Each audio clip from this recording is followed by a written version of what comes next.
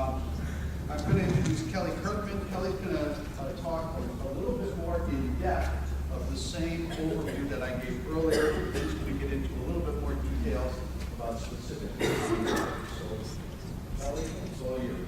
Thanks, Joe. Can you guys hear me? Yeah? Okay, so as Joe mentioned this morning, this gap reporting, right? There's really two different sets of financial statements that you're going to be pulling together, and those sets of financial statements have different bases of accounting.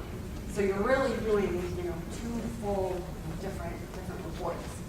I'm going to talk a little bit about your fund financial statements. So your fund financial statements are what's in the back, and that's going to be on a measurement focus that's called current financial resources, and that's going to be your modified accrual statements. And that's where, that Joe was then talking about, there's a reconciliation that then gets you to your front statements. Your front statements, your entity-wide statements, which are on full accrual.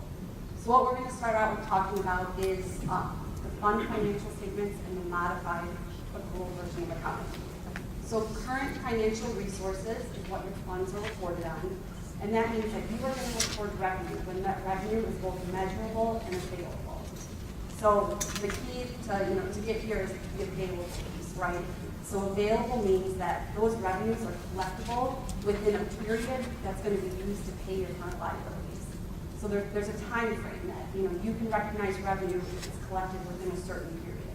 You have some options on what your availability period is, but really best practice is about 60 days, right? So revenues that you collect within 60 days after year end, you're going to recognize on your modified accrual fund financial statements as receivables.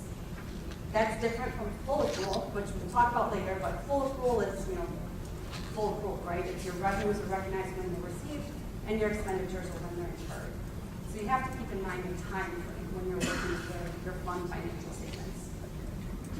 Types of transactions, so as you start analyzing your revenue, there's different types of revenue that you're going to want to look at.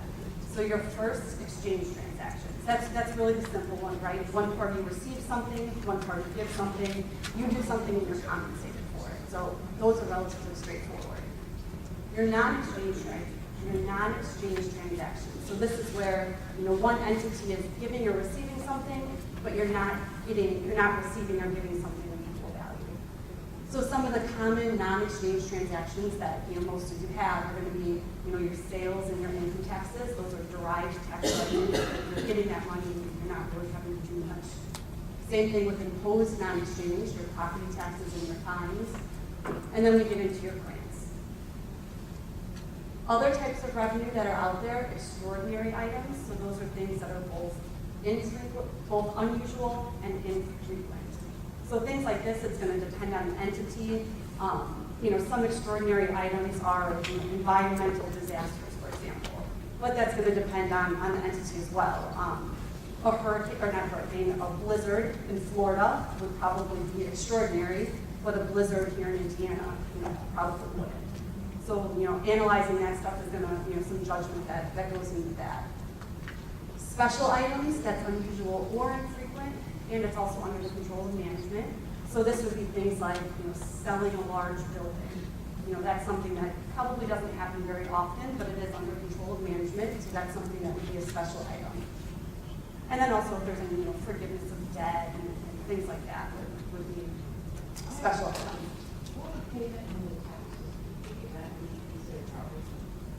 Yeah, up there in the exchange, or not exchange, yes. So then other changes, other types of changes to your net position, these are really your prior period adjustments. If there's accounting announcements or anything like that, that is a type of adjustment. So your revenue recognition is your governmental fund. So as I said at the beginning, this is where we're thinking about measurable and available, right? So the available piece is within a certain time frame that's going to be used to pay your current liabilities. We say up here an availability period is 60 days for all revenues. Again, you do have options with that. That's just what we're suggesting as best practice. Develop your time frame, your policy around it, and 60 days is a good place to start. Things that you want to take into account as you're looking at your revenue and analyzing what your receivables are going to be are refunds and uncollectibles. So how likely is it that you're going to collect on that receivable? Unearned revenue, so unearned revenue is money that you've received before you've done anything to have a legal right to that revenue. So that's something that you'll see on your fund financial statements. Same thing with this deferred inflows of resources. So this is money that's come in that's really applicable to future periods. So, deferred inflows of resources relate a lot to property taxes, right? So, for example, say your 2018 levy is intended to fund 2019. If you collect some of that 2018 levy within your current fiscal year, that's something that is considered a deferred inflow. It's not, you collected the money, but it's not applicable to that period.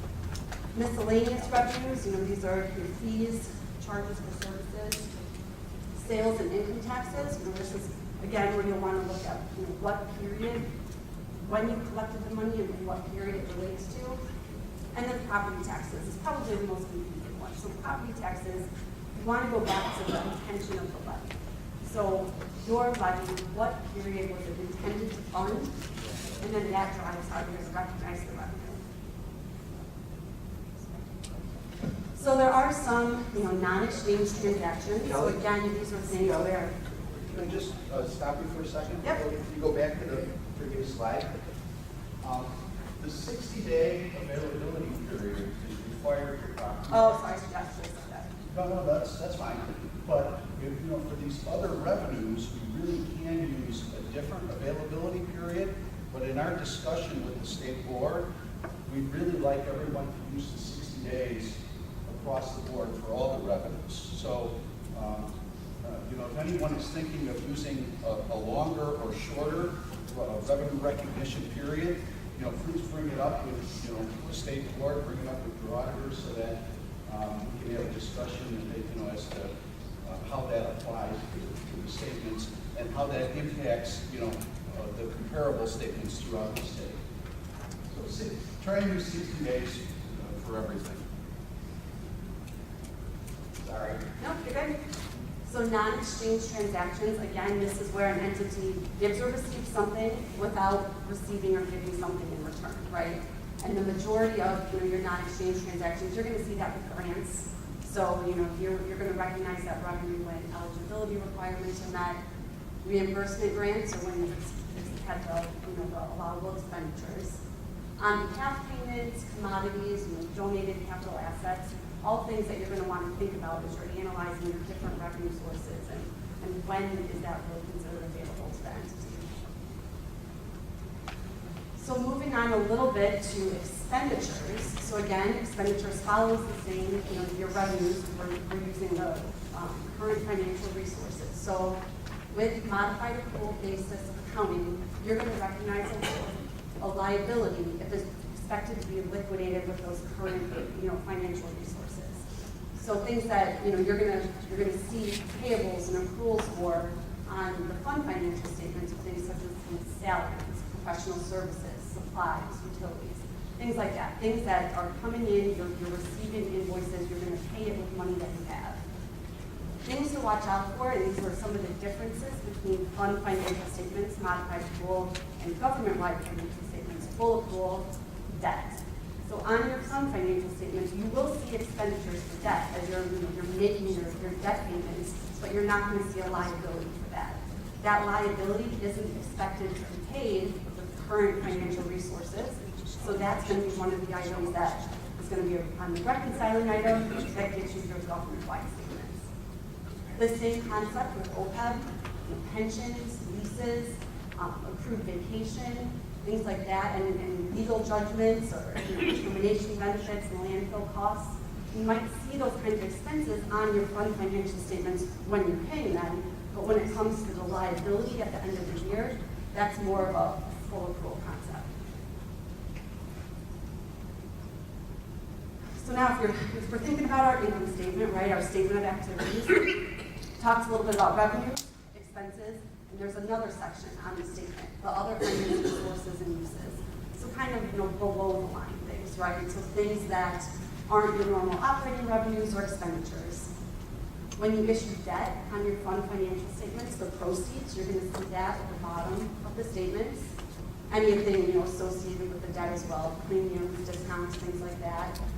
If you sell capital assets, that revenue is going to come in as a below-the-line item, not up with your normal revenues. And the same thing, selling capital assets, paying debt, debt refundings, anything along those lines are going to be in the other finance resources and uses. So just to touch a little bit, we get a little bit into more detail a little bit later, but some of the typical assets and liabilities that you may see when you're pulling together your modified full statements for the funds, assets, demand deposits, and similar financial assets, cash and investments, right? We're going to expect to see the cash and investments on these funds. Property taxes and other taxes receivable, so they meet that 60-day measurable and available criteria. You'll see receivables for that. Joe talked about transactions between funds, so if there are interfund receivables or interfund payables, things like that, you can see on the balance sheet as well. Inventory, assets acquired through sale.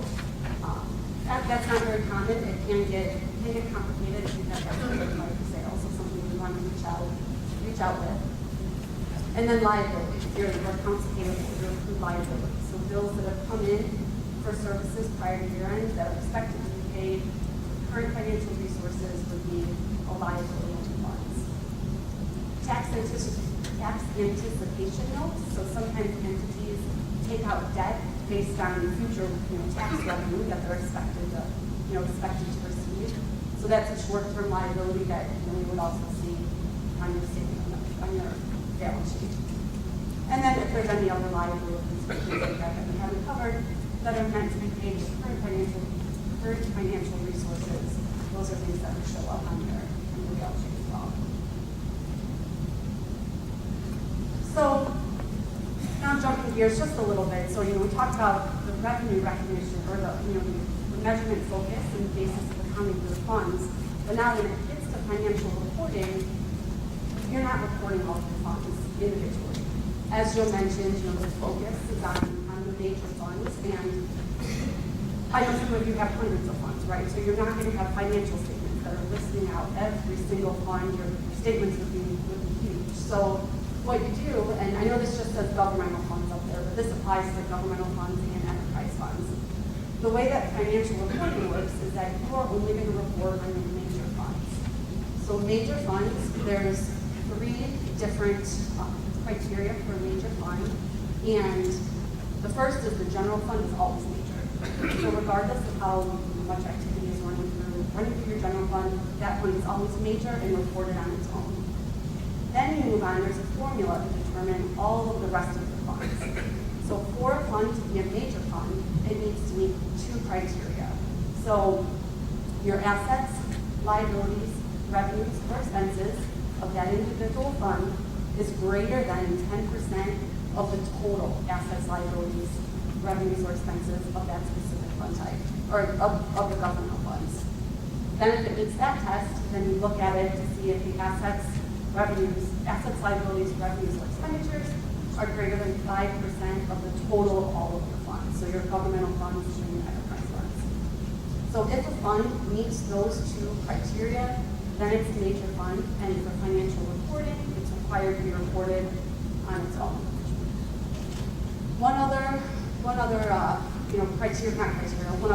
out there for determining major funds is there's judgment to it, right? So, as government officials and as entities, you can determine if there's specific funds that you think the reader would have special interest in and should be reported on its own. Some of these, it could be capital projects, for example. Even if you're summing up your capital project funds and the total of it doesn't meet the 10% and 5% of the total, but you know that your county, you had a lot of construction this year, and you have people who are interested in, specifically looking at what kind of capital projects or expenditures went through, you do have the option to report that as a major fund as well. So major funds can change from year to year. So this is something you need to look at every year and do the calculation every year. Something that was a major fund in one year might not be a major fund in the next. But then again, that's where your judgment can come in, and if you have the option of trying to maintain some consistency in the fund. But it is something that you have the option to include more stuff, but not to exclude. So that's, important to look at that every year. Everything else is going to be aggregated into a non-major fund column, essentially. So you'll have combining schedules that list out all your special revenue funds and how it all rolls up into the non-major funds. The statements that go with your current financial statements and your balance sheet. So that's where we talk about some of the assets and liabilities that you'll see. The statement of revenues, expenditures, and changes in fund balance, so your income statement. And then also your, the option for budgetary comparison schedules. This slide is just, a table format, so it's easier for you to look back on how to determine a major fund. So again, this says governmental up there, but this is really, you have to do this assessment for your governmental type funds and your enterprise type funds. But you'll go through, you'll look at, each category by fund, where it falls within, if it meets the 10% test. If it does, then you move over to the 5%. I have a question. Okay, as we go up report now, our revenue and our expenditures, and we list our general fund and our major fund that we just criteria, why does everything residual exceed that criteria? But you wouldn't think go in column, what's our? And it probably We will. go in our columns, right, across the way. You have the general fund, you have the major fund, our major fund, and then the residual can be greater than. And it probably will be, right? So if you're adding up all of your non-major funds, if you're looking at a statement, that column probably will be bigger than the general fund. Okay. But Would you label it residual funds? it's non-major. And then as you go more in the back, you'll see the details. And the other question is, all right, so when I look at the picture of county government, and I realize that we're unusual, this means full things, we collect tax revenue for other people. So when we do our funds ledger, our tax, monies that we have not settled on sits outside our general fund, our fund, okay, it sits on the treasurer's cash book.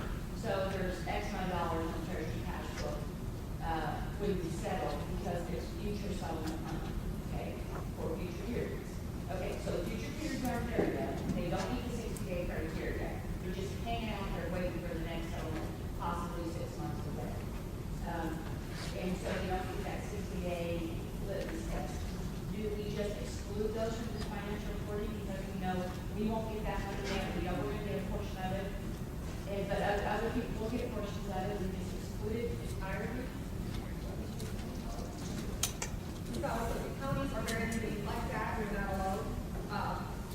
So initially that money gets deposited and reported. Okay, so the question was, for a county that collects taxes on behalf of other governmental entities and remits it to them, there's a temporary period where they're sitting with the treasurer, right, you call them treasurer? Yes. They're sitting with the treasurer, that hasn't been dispersed yet, probably some of it is county money, some of it is city's money, some of it is township or what have you.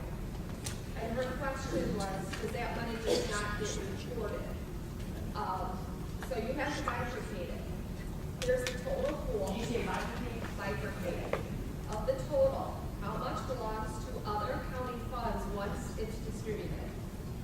Take that piece, report it in all those funds, as though it had been distributed. So you say, I don't know our future work, but you know it runs at 25% of the total. Can you do it by instance? If you put that in the You have to use all the information you have available to figure out how much is your money versus how much is others. So, every county's a little different about how they keep the record. And by the time you're doing this, it may have been distributed, and I know exactly how much.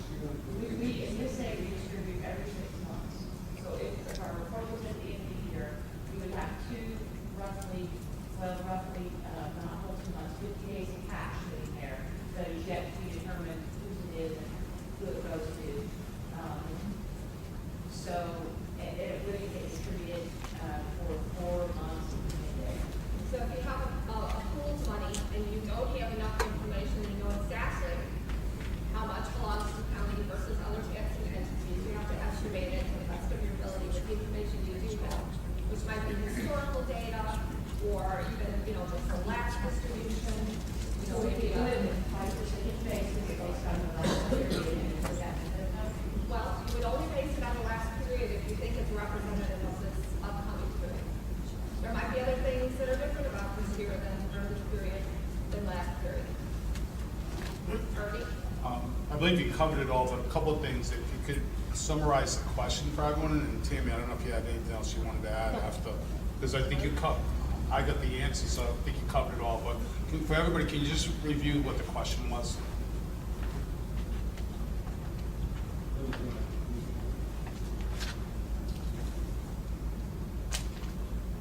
No, Shelley is slides, because I couldn't completely. Here, I couldn't completely hear you, Ernie. Okay. Just a reminder to repeat the questions, is that what you're? Yes. Okay. So we're talking about counties that collect taxes on behalf of all the taxing units within the county, a portion of which is their own money, and then a portion that gets distributed to other entities. Those monies go into an agency fund initially, and then based on the dates established by statute or law or policy, on those dates it gets moved out. And your question was, how does that money that's held at year end but not distributed until after year end, how does that get reported? So the portion of it that relates to other taxing units outside of the county would stay in an agency fund. And the portion that pertains to other county funds, you have to estimate what that amount is, and you have to record it in those funds. So probably a good part of it would go to the general fund, but some of it might go to special revenue funds or debt service funds. Every county is a little different.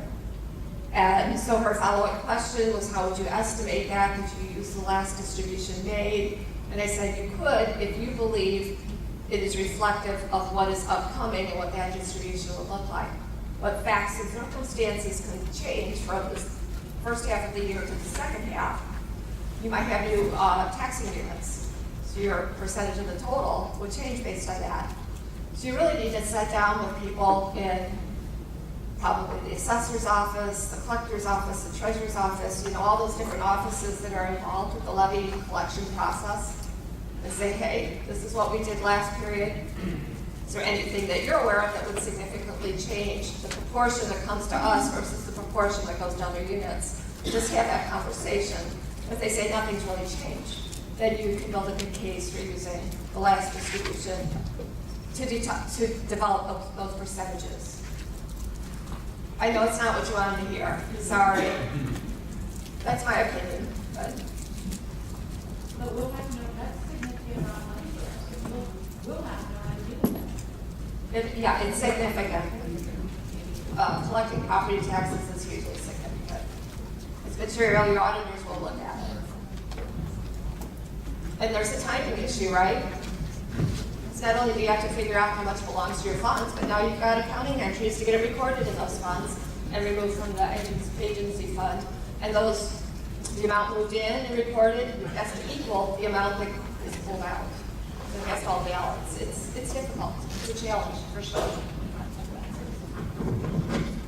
I want to follow up on another point you made about once you record your general fund and the major funds, everything else goes into the non-major category, and it's likely that that category could be greater than everything else, taken in the aggregate. And later on this afternoon, we're going to look at Allen County's financial statements, and that's exactly how theirs appear. They have a general fund, they have a few major funds, but the bulk of the activity shows up in this non-major category. And that's perfectly fine in accordance with the GASB rules, but one of the things we talked to the state auditor about is looking at funds that are very similar and perhaps aggregating some of those into a major fund. For reporting purposes, not changing your. Not changing my number. Yep. Right. So we're gonna talk about that in a little bit more detail this afternoon. So yeah, I think Joe kind of covered it here, but some of the potential concerns with fund reporting is that they can change from year to year. If you have some activity, capital projects is a big one. Things that have happened in one year and not in another, that can change year to year. And you want to maintain consistency with how you're presenting your financial reports and not changing columns and things year to year. And that's where that option of having, the ability for the unit of government to determine what they think is important to the readers. So that can help keep it the same. And then again, as Joe mentioned, lots of capital project funds or special revenue funds, debt service funds. You don't have to evaluate those individually. You can aggregate all your special revenue funds and then determine if it's, if not, if they're, debt service and capital project funds. You can aggregate those and determine, with that, help decide when the major funds are really the non-major funds. So a couple of polling questions, and this is, what of the following items are normally recognized as liabilities under the modified rule? So this is where we're thinking about the current available resources and the revenues we expect to pay for those. Salaries, pensions, professional services, debt service, utilities, all of the above, or salaries, professional services, and utilities. Steve? And then true or false. The general fund is only considered a major fund if it meets the 10% test. False. Your general fund is always a major fund. So I'm going to turn it over to John, and he's going to get into a little bit more detail on some of the account balances and transactions with fund financial statements.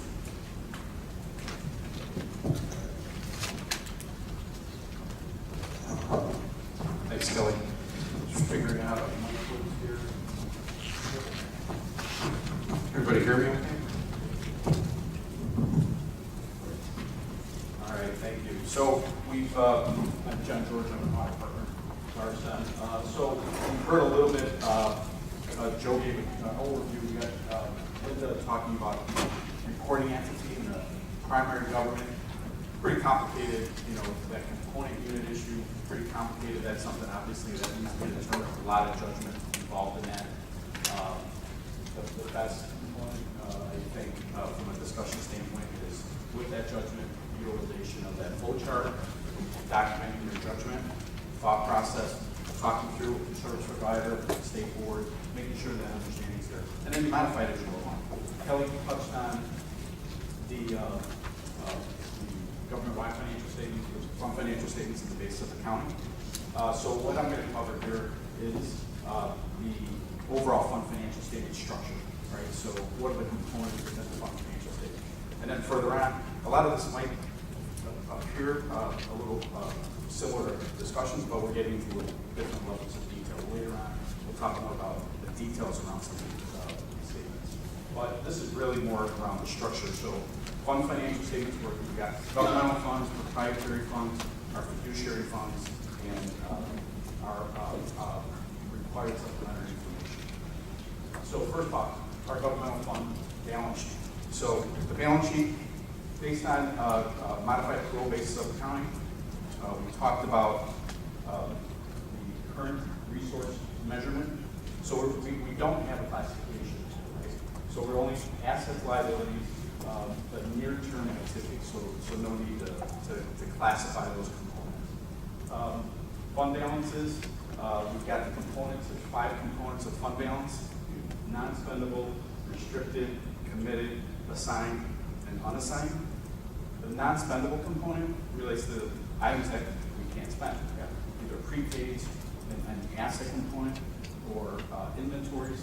Those items are pulled into what is non-spendable, so breaking that out of our fund balance. On the restricted side, this is the highest level of restriction that we could have. The highest, those are usually externally related, third-party driven, or enabling legislation. So tax dollars, you see this a lot in our special revenue funds. Tax dollars are for a specific purpose, specific use. We have restricted, highest level that you can have. Internally, we have committed. Committed is the highest level that you can do internally. Typically see this with our boards. Board resolutions, putting aside funds for a specific purpose, committed groups. Capital projects, common. See, funds that we have available, we want to commit for future capital needs. We put those and commit those to the resolution. The next level, assigned. Assigned is obviously a lower level. We see that allocated to an individual within the organization, whether that's a committee, administrator, finance director, and you can move those dollars between at that level, make that decision, those dollars between that category or those projects. Unassigned is everything else, right? General purpose of the government. The flow assumption component relates to how are we planning on spending those dollars, right? So within the general fund, we may have the plan to spend our restricted funds first, utilize restricted funds within the general fund, and the remaining would be unassigned. So we disclose that in the footnotes, right? We want to make sure you're disclosing the flow of funds and usage. So for special revenue funds, primarily restricted balances, if there's any unassigned components of that, the policy may be flow of funds to use those unrestricted portions first, unassigned portions first, so that the remaining is restricted. Easier reporting. Total column required under governmental fund balance sheet. Comparatives is optional. You probably won't see comparatives, obviously, the first year. We don't see a lot of comparatives. You see it on the operating statement more so than on the balance sheet. But again, comparative information is optional. Required reconciliation between government-wide governmental activities and statement acquisition. So statement after the balance sheet, got your fund balance, reconcile that fund balance to your statement of acquisition on the government-wide. So all the components that we have that differ from that near-term focus to the long-term focus are the components on that reconciliation. Capital assets that's moved in principle changes from what's reported on the balance sheet funds to what's reported on the balance sheet of our government-wide. Next statement, this is our operating statement of revenue and changes in fund balance. The format for this, comparable to what